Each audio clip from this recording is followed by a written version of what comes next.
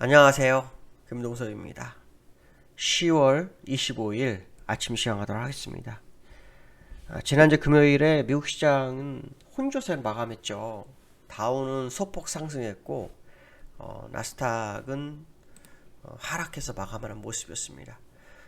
지난주는 기업 실적이 시장을 좌우했어요. 그래서 기업 시장은 대체적으로 좋게 나와서 주가를 계속 끌어줬고 금요일쯤에는 기업 실적 우려가 좀 나왔고 파월의 언급 두 가지가 있었습니다.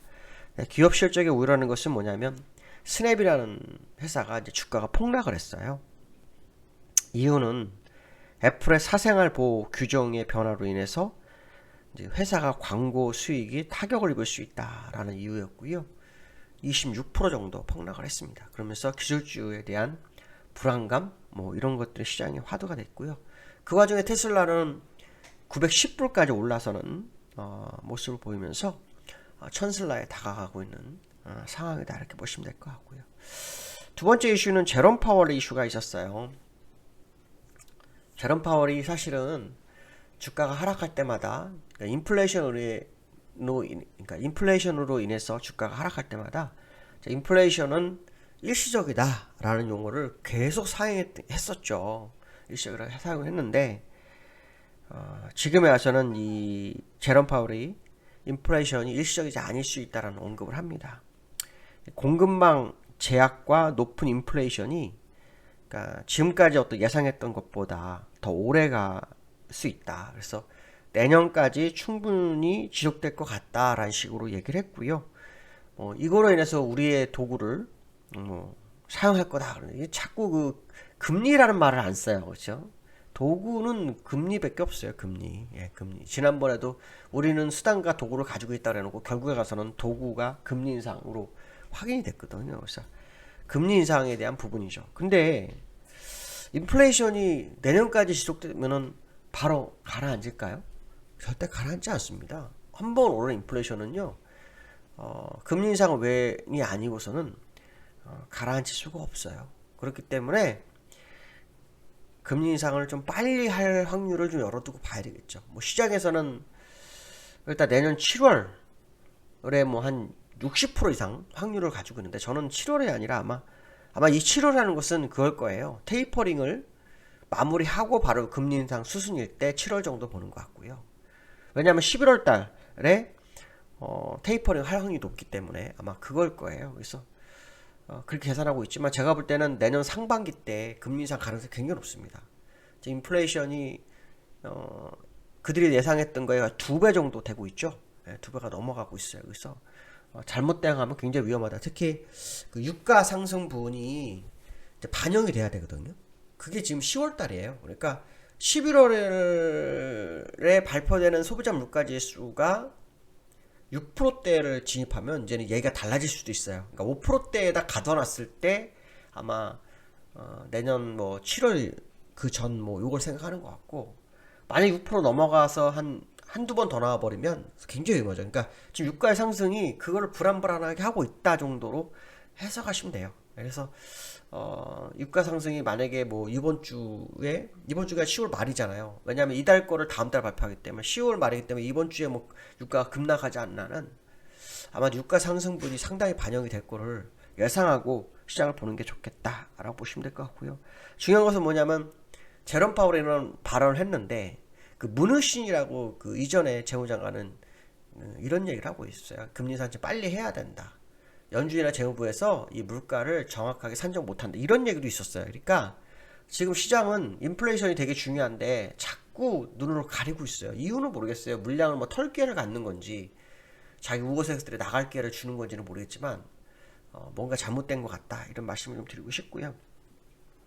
그 다음에 이제 이번 주에 중요한 지표가 발표가 돼요. GDP 성장률이 발표되는데 요게 지금 예상치가 2분기의 절반 정도 나오고 있대. 절반이요. 그럼 상당히 좀 안 좋은 거죠. 그래서 이것도 지금 시장에 걸림돌이 되나 하는 생각도 좀 해볼 수 있고요. 그 다음에 이번 주 지나면 아까 말씀드린 FOMC 회의가 있어요.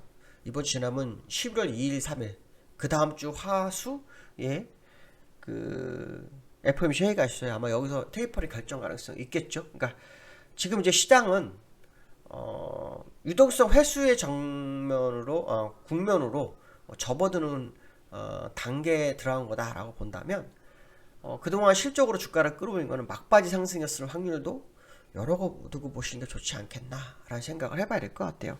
근데 이제 미국이 이제 다우가 보니까 전고점까지 올랐죠. 전고점 약간 높였죠. 그러니까 이걸 보면서 시장에는 그런 생각을 할 것 같아요. 아, 미국 시장 오는데 우리나라는 왜 나 아시아 시장 반영이 안 하지? 전혀 다른 상황이거든요, 시장이. 예. 실적이 그 국지적인 문제가 될 거고 지금 이제 유동성이 진행될 거라는 것을 알기 때문에 그 전에 아까도 말했지만 막바지 상승이었을 확률을 좀 열어두고 보시는 게 좋겠다 보시면 될 것 같아요. 그래서 다우는 요렇게 돼 있는 상황이죠. 그다음에 주봉 상황으로도 뭐 좀 올랐지만 벗어나. 제가 지난번 1, 2, 3 얘기했죠. 그 1, 2, 3의 마지막 국면일 수 있어요. 그래서 조금 뭐 더 올라갈지 안 올라갈지 그것까지는 모르겠지만 이것이 뭐 추세 반전으로 보기에는 좀 어렵지 않을까. 왜냐하면 추세 반전을 시키기 위해서는 정말 큰 재료가 나와야 되거든요.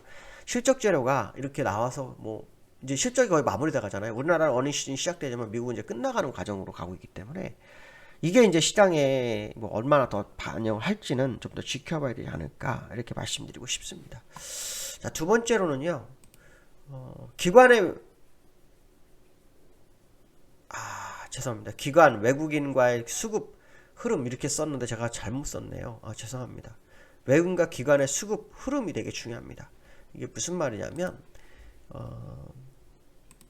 지금 그 일자별로 수급을 보시면 요 근래 지금 외국인 선물 계속 들어오고 기관 현물이 들어오고 있어요. 그래서 요걸 말씀드리는 거예요. 그러니까 이 외국인들이 들어온 것은 현물이 들어와야 되는데 현물은 제약되어 있고요. 현물은 지금 들어오는 게 제약되어 있어요.